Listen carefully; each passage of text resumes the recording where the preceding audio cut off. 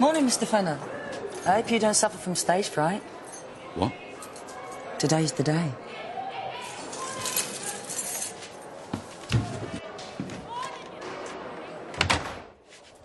What are you talking about? This afternoon, after visiting, we're going on a little trip. Today? You said it was going to be sometime next week.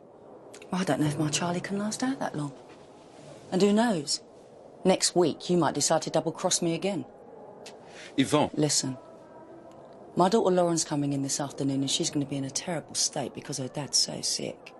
You get the compassionate leave brought forward and Charlie, having made a miraculous recovery, stops the taxi somewhere between here and Catford. And then? He threatens to cave your head in or blow your bollocks off, whatever takes his fancy. And as long as you play along, we're out of there and no one's any the wiser. You are joking, aren't you? Do I look like a comedian, Mr. Fenner?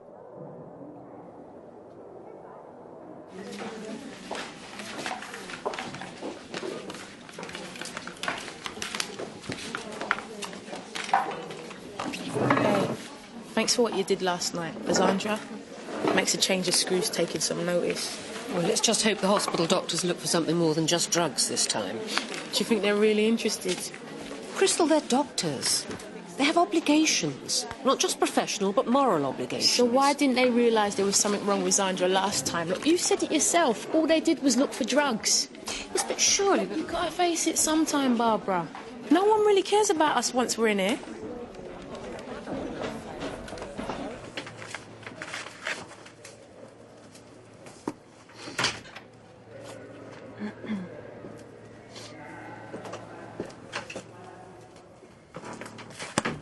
I need to talk to you.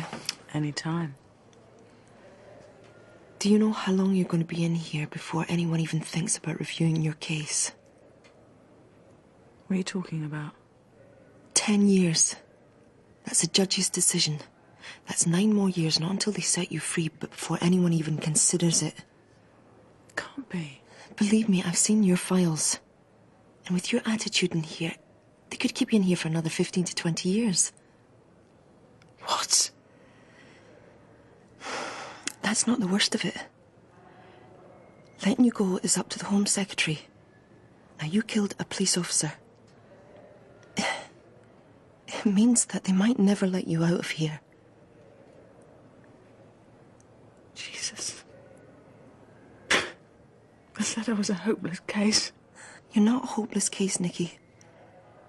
It's just going to be difficult forming an appeal. I saw the statement you made to the police. You didn't do yourself any favours.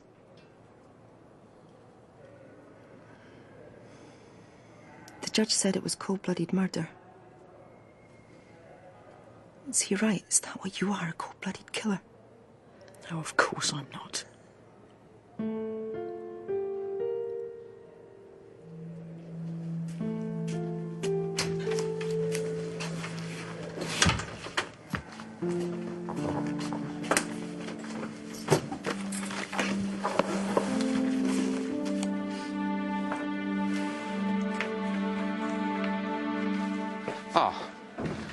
Karen, just to let you know, Yvonne Atkins has asked for compassionate leave.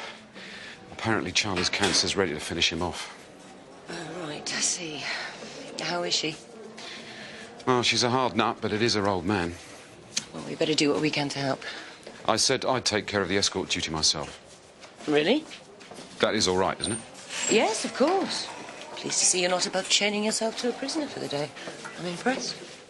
On the other hand, her daughter's due in for visiting later on today, so you never know. Maybe we'll have some more news then. Well, let me know. I will.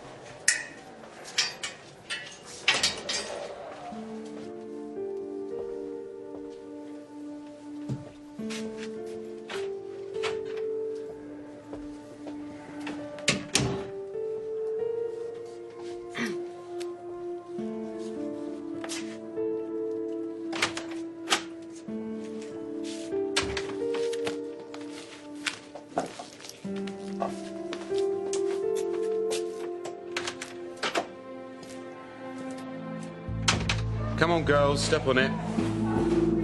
That's it.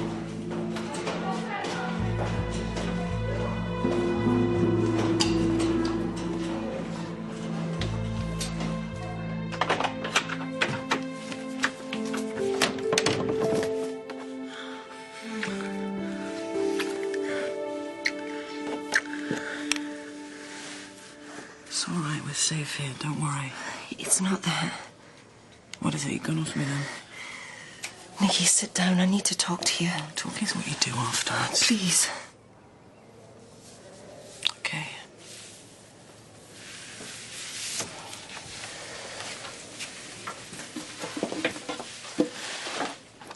So what do you want to talk about? Us. What we're doing. What we're not doing, you mean? Nikki, I need you to understand. You've turned my life inside out.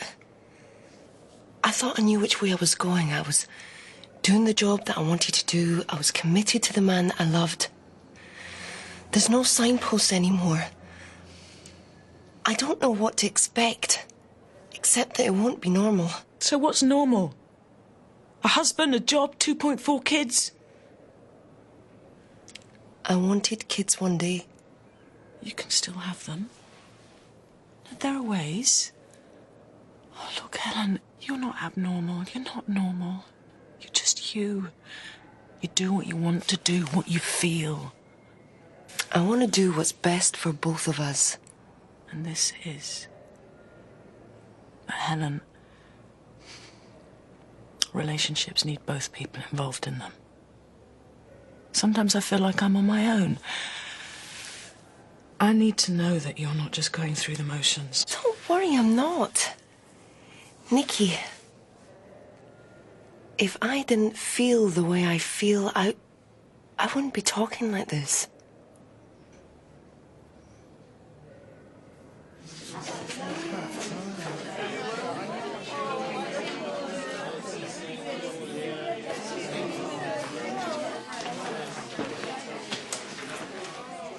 Lauren, what's wrong? It's Dad. How is he? Tell me all about it. Now take your time. Lauren, what's the matter? I'm not acting, Mum. This is for real. What do you mean? The coppers, they nicked Dad early this morning. What? Someone squealed, Mum. They reckon he ain't ever getting out. Listen, Lauren. It's not the first time your dad said he's gone off hell. His brief will get him out of that cell quicker than shit can hit the pan. Not this time, they won't.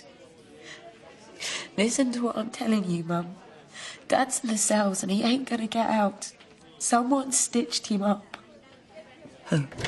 Any one of half a dozen have done it if they fancy their odds. You know that. Bastards.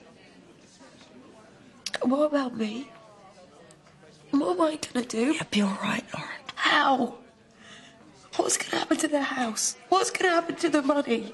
I can't get my hands on it. There's not a lot you can do in here, is there?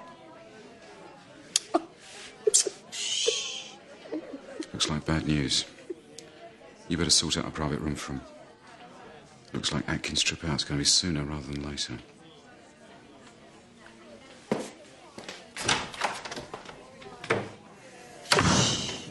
Don't worry, love. I'll think of something. Shh.